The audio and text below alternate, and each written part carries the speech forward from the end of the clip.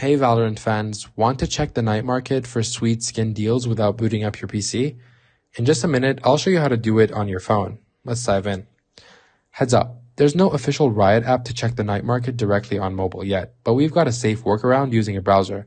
Stick with trusted methods to keep your account secure. Step 1, download a remote desktop app like Microsoft Remote Desktop or AnyDesk on your phone. Make sure it's also set up on your PC with Valorant installed. This lets you control your PC from anywhere. Follow the app's instructions to connect your phone to your computer securely. Step 2, once connected, tap to open Valorant on your PC through the app. It might take a second to load, but you'll see the game just like you're at home.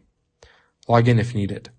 Step 3, on the main menu, spot the night market icon in the top right corner. It looks like a little card. Tap it and flip those 6 cards to reveal your discounted skins. Check the deals and decide what to grab before the market closes. And that's it, guys. You're now a Night Market Pro on the go. Follow Valorant's official socials for market dates and drop a like if this helped. Catch you in the next one.